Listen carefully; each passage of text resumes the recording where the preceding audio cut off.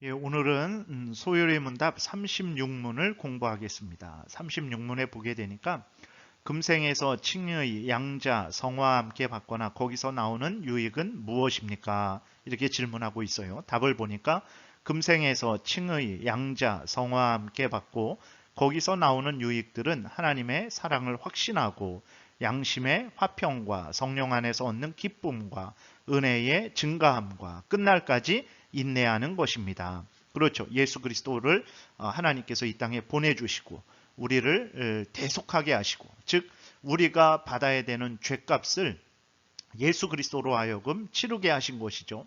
그리고 그 예수 그리스도를 믿는 우리들에게 우리들의 죄를 용서해 주시고, 그리고 예수 그리스도의 의를 우리에게 덧입혀 주셔서 우리를 칭의, 의롭다 칭하시고, 그리고 의롭게 여겨주시고, 그리고 우리를 하나님의 자녀 삼아 주시고, 그리고 날마다 순간마다 우리로 하여금 하나님의 형상을 닮아가도록 우리를 거룩하게 만들어 가시고, 이로 말미암아서 우리는 어떤 유익을 얻습니까?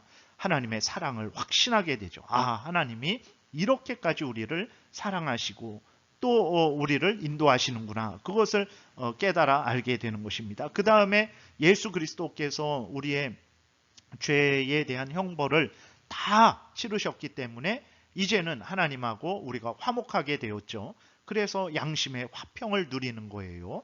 그 다음에 이전에는 이생의 자랑거리, 안목의 정욕거리, 육신의 정욕거리로 이제 기쁨을 얻었지만, 이제는 이렇게 하나님의 사랑과 우리 구주 예수 그리스도의 대속과 또 성령께서 알려주시는 하나님의 뜻과 하나님이 우리에게 주시는 그 수많은 그러한 은혜들을 깨달아 알므로 말미암아서 이제는 기쁨을 얻게 되죠. 그리고 하나님께서 우리에게 날마다 은혜를 더하시고 끝날까지 우리를 지켜주시죠. 그래서 우리가 이제 세상 끝날까지 인내하는 그러한 유익을 얻게 되는 것입니다.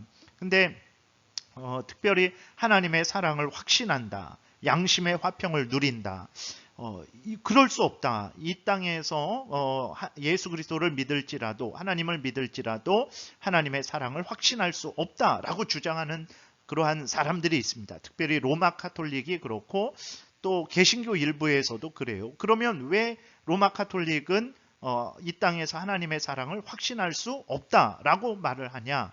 왜냐하면 로마 카톨릭은 구원은 예수 그리스도를 믿음으로 되는 것이다 라고 말하지 않습니다. 그들은 뭐라고 말을 하냐면 구원은 자기가 스스로 공로를 세워야 구원을 얻는 것이다 라고 그렇게 주장을 해요.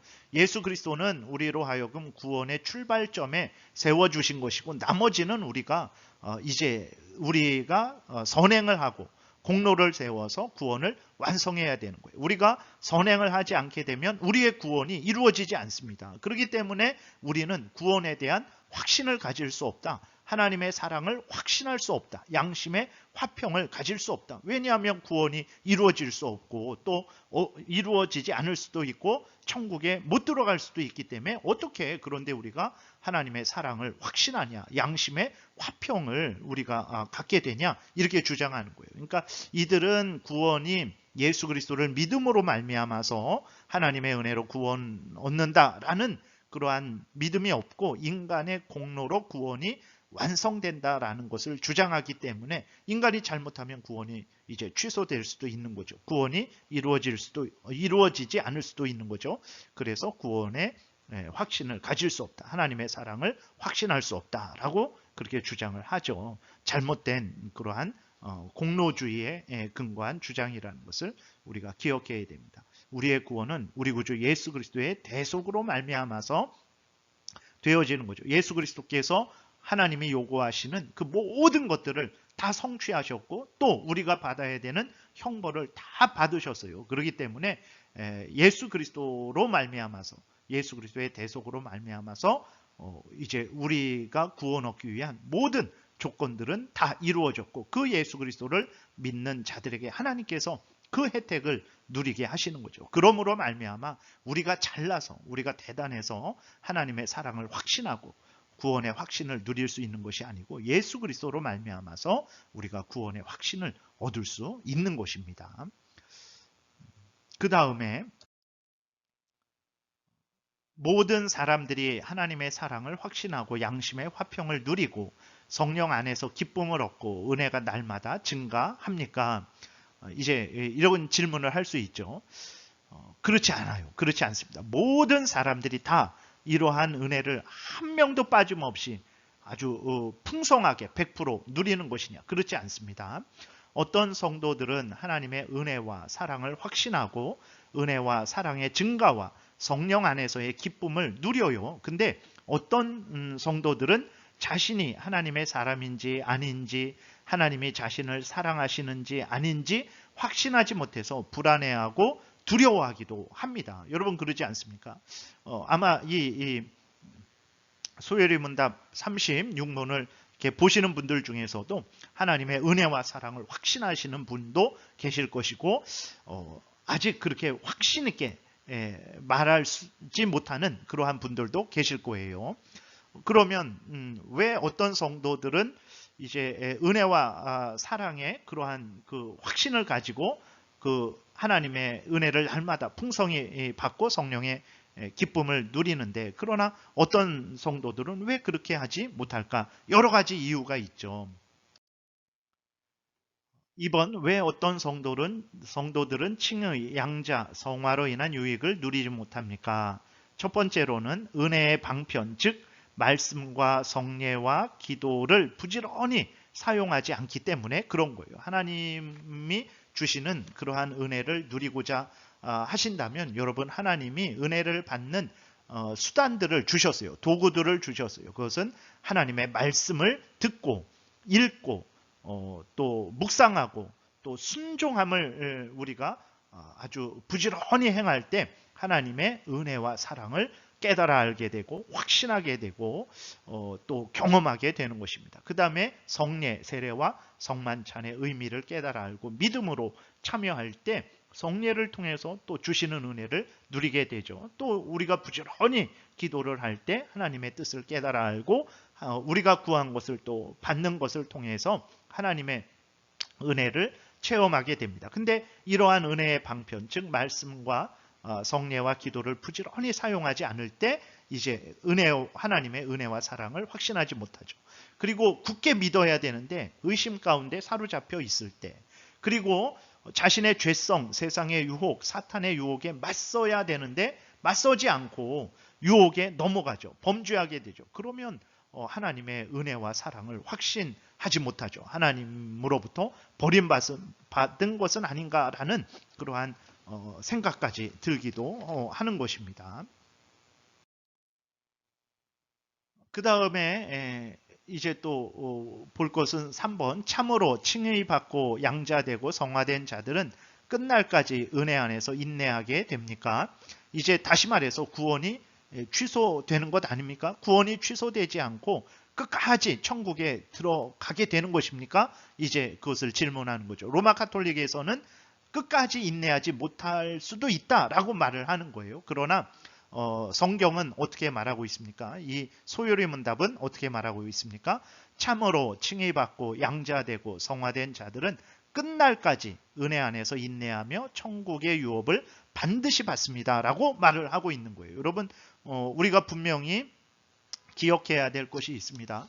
참으로 예수 그리스도를 구주로 영접한 자들, 예수 그리스도를 구주로 믿는 자들, 하나님이 말씀하신 것을 따라서 하나님을 경외하고 섬기는 자들은 반드시 구원이 취소되지 않습니다. 이것에 대해서 우리가 분명히 확신을 가져야 돼요. 로마 카톨릭이나 아니면 그 공로 행위 구원을 주장하는 사람들, 인간의 행위에 의해서 구원이 완성되기도 하고 구원이 취소된다라고 주장하는 사람들이죠. 그렇게 행위 구원을 주장하는 사람들은 절대로 끝까지 인내하지 못한다라고 말을 해요. 왜 그러냐면 인간의 행위가 이럴 수도 있고 저럴 수도 있는데 어떻게 끝까지 천국에 들어간다라고 그렇게 장담을 하냐? 그럴 수 없는 것이다 말을 하죠. 그러나 성경이 이렇게 말하고 있어요. 진정으로 예수 그리스도를 믿는 자들은 끝까지 구원이 취소되지 않고 반드시 천국에 들어가게 된다라고 이렇게 성경이 말을 하고 있어요. 4번, 이 사실을 어떻게 증명할 수 있습니까? 첫 번째로는 하나님의 예정과 약속의 불변함 때문에 그래요. 빌립보서 1장 6절에 너희 안에서 착한 일을 시작하신 이가 그리스도 예수의 날까지 이루실 줄을 우리는 확신하노라 그랬어요. 하나님께서 우리를 위해서 착한 일을 시작하셨어요. 언제 시작하셨습니까? 창세 전에 하나님께서 이미 정하셨어요. 그 착한 일을 창세 전에 정하셨어요. 그리고 때가 되니까 우리로 하여금 이 땅에 태어나게 하시고 또 때가 되니까 성령을 통해서 우리를 하나님께로 부르셨어요. 그래서 예수 거듭나게 하시고 예수 그리스도를 믿게 하시고 회개하게 하시고 우리를 의롭다 칭해 주시고 우리를 하나님의 자녀 삼아 주신 거예요. 이 일을 시작하신 거예요. 이 일을 여기까지 행하신 거예요. 그러면 그 나머지 일들에 대해서는 어떻게 하실까요? 이제는 너희들 알아서 해라. 내가 여기까지 했으니까 너희들이 알아서 해라. 그렇게 하실까요? 아닙니다. 착한 일을 시작하신 하나님께서 그리스도 예수의 날, 마지막 종말의 날, 천국에 갈 때까지 이 모든 착한 일을 우리의 구원에 관한 일들을 다 성취하실 것이다 라고 이렇게 말을 하고 있는 거예요. 고린도전서 1장 8절 주께서 너희를 우리 주 예수 그리스도의 날에 책망할 것이 없는 자로 끝까지 경고하게 하시리라. 너희를 불러 그의 아들 예수 그리스도 우리 주와 더불어 교제하게 하시는 하나님은 미쁘시다 그랬어요. 신실하시다. 반드시 그 말씀하신 것은 지키시는 신실하신 분이다라고 그렇게 말씀을 하고 있어요. 그렇기 때문에 우리가 끝까지 천국에 가게 될 줄 어떻게 장담합니까? 우리가 잘나서 장담하는 게 아니에요. 하나님의 예정과 그 약속, 그 모든 것들이 결단코 변하지 않을 것이고 하나님은 반드시 그 일을 성취하실 것이기 때문에 그 하나님의 예정과 약속의 불변함에 근거해서 구원이 취소되지 않는다라고 말할 수 있는 거예요. 그 다음에는 그리스도의 완전한 속죄 제사와 그리스도와의 연합, 그리스도의 중보 때문에 그렇습니다. 로마서 8장 35절에 누가 우리를 그리스도의 사랑에서 끊으리요. 그렇죠. 예수 그리스도 성령께서 우리로 하여금 거듭나게 하시고 우리를 예수 그리스도와 연합하셨어요. 예수 그리스도와 하나가 되게 하셨어요. 그 예수 그리스도의 사랑 안에 거하게 했죠.